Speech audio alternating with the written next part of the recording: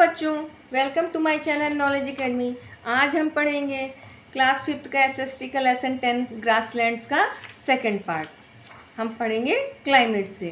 As one moves from east to west, जैसे ही हम ईस्ट से वेस्ट की ओर जाते हैं, the rainfall in the prairies decrease.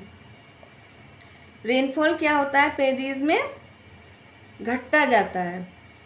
The central part is dry, central part इसका ड्राई रहता है, but regions close to the mountains and the east and the north are moist. तो लेकिन क्या होता है, माउंटेन्स और ईस्ट में और नॉर्थ में mountains, but regions close to the mountains, जो रीजन है वो माउंटेन के पास है, और ईस्ट में और द नॉर्थ और क्या रहता है, सब में नमी बनी रहती है। The prairies have extreme climate condition, prairies में बहुत अत्यधिक तरीके के क्लाइमेट्स मौसम हमें देखने को मिलती है, जलवायु। समर्स आर हॉट, समर जो है वो हॉट रहता है, जबकि winters are cold. Most of the moderate rainfall, अधिकतर यहाँ पे जो मध्यम जो है रेनफॉल होती है, which takes place in the prairies happen in the form of heavy showers during the winters. जो मध्यम रूप में जो रेनफॉल होती है वो क्या होता है, प्रेरीज में वो विंटर्स में हैवी शावर्स का रूप ले लेता है। This is accompanied in heavy snowfall, ये उसके बाद हैवी स्नोफॉल का रूप ले लेता है। The amount of rainfall in year varies between 50 to 70 centimetre. जो रेनफॉल का अमाउंट है यहाँ पूरे ईयर भर वो बिटवीन है 50 से 70 सेंटीमीटर तक। People, cattle and cowboys play an important role in the prairies. पशु और जो चरवाहा काउबॉयज जो है वो इम्पोर्टेंट रोल है इनके प्रेरीज में। Cowboys were considered to be the working class of the cattle industry. यहाँ काउबॉयज को यानी चरवाहे को जो है कैटल इंडस्ट्री का एक वर्किंग क्लास के रूप में इनको माना जाता है, यानी कि उनको कैटल इंडस्ट्री के कैटेगरी में उन्हें रखा जाता है। The historic cowboys of the prairies belong to a number of ethnic groups. जो हिस्टोरिक काउबॉयज हैं उनको ये जो है एक जाति ग्रुप के रूप में प्रेरीज में बिलोंग करते हैं। रिफ्लेक्टिंग अमेरिका सोसाइटी, और अमेरिका की सोसाइटी को रिफ्लेक्ट करते हैं। Most of them were African American, इनमें से बहुत सारे अफ्रीकन अमेरिकन हैं, इंग्लिश है और इरिश है, जर्मन और French immigrants also settle in the prairies. ये सभी जो है प्रेरीज में आके सेटल हो गए हैं। They were bound together by the reputation of their outfits. ये जो है एक तरीके से अपने आउटफिट के हिसाब से, यानी जो इनकी ड्रेसिंग सेंस है उनका रेपुटेशन उसी हिसाब से बना हुआ है, और इनका टीम वर्क और इनका हार्श वर्किंग कंडीशन, यानी कि जो कठोर काम करते हैं ऑन द ग्रासलैंड, यानी कि इनका जो रेपुटेशन कैसा है, इनकी जो ड्रेसिंग सेंस, इनके आउटफिट्स और इनका टीम वर्क और ये हार्श वर्किंग के आधार पे इनको जाना जाता है। Now the farmers live in huge farm. अब जो है फार्मर्स बहुत बड़े घरों में उनके पास ह्यूज फार्म्स हैं। All the farmers have farm house, सभी फार्मर्स के पास फार्म हाउसेस हैं, यानी खेतों में घर है उनके, और and homestead where they stay along with their families, और बड़े घर हैं उनके खेतों में जहाँ वो अपनी फैमिलीज के साथ रहते हैं। Natural resources, petroleum, natural gas and lignite coal. Lignite coal होता है भूरा कोयला होता है, जो एकदम निम्न श्रेणी का कोयला होता है, जिसका बिजली का उत्पादन करने में प्रयोग किया जाता है। तो यहाँ पे नेचुरल रिसोर्सेज में पेट्रोलियम, नेचुरल गैस और lignite coal can be found in huge quantities in the prairies and these are mined here as well. बहुत ज़्यादा की क्वांटिटी में यहाँ ये प्रेरीज में ये पाए जाते हैं, और इनका जो है माइनिंग भी किया जाता है, यानी खुदाई भी की जाती है।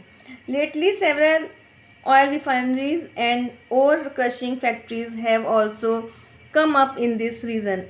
बाद में बहुत सारी ऑयल रिफाइनरीज यानी तेल को साफ करने वाली कंपनियां और ऐश को क्रश करने वाली फैक्ट्रियां यहाँ पर भी आ गई हैं इस राज्य में।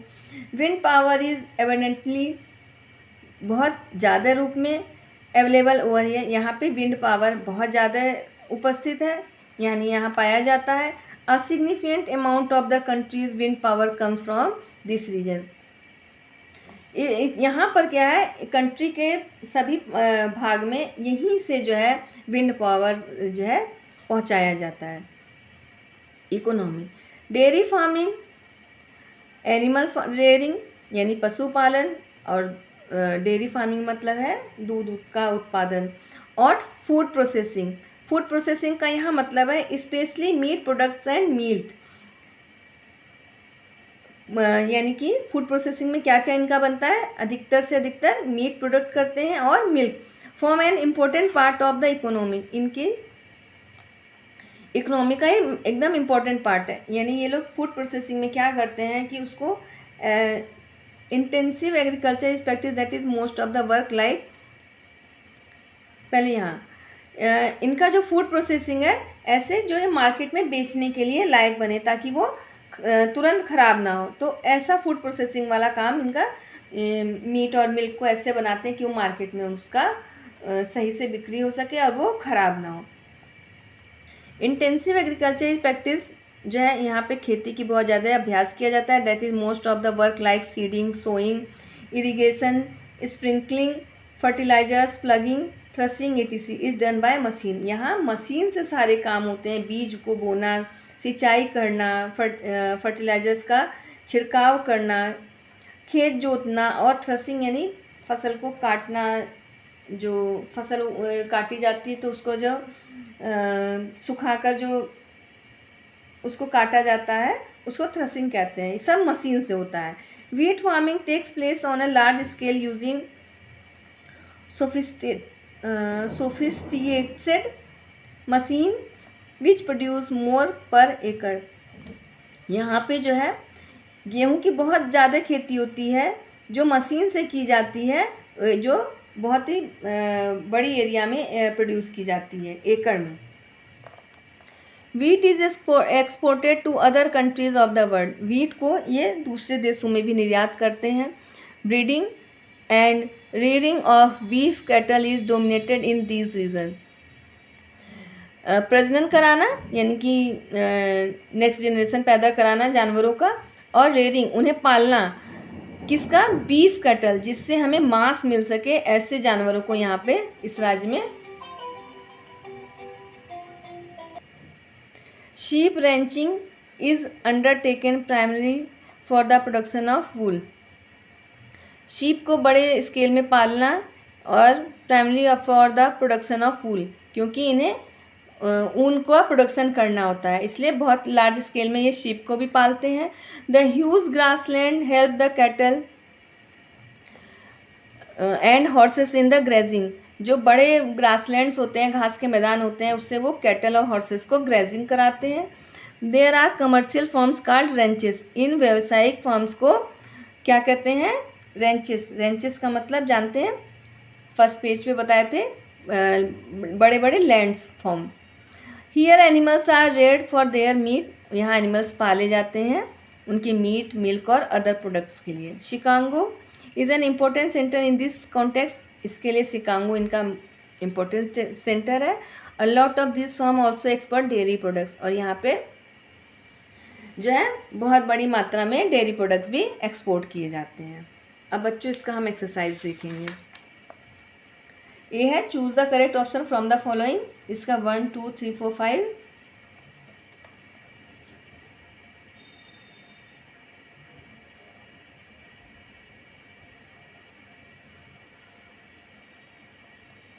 सेकंड है फिलिंग द ब्लैंक्स।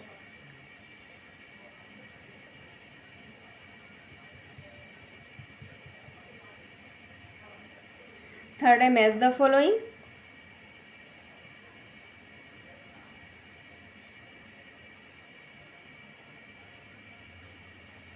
फोर्थ है write T for true and F for false. इसके 1 2 3 4 5 है।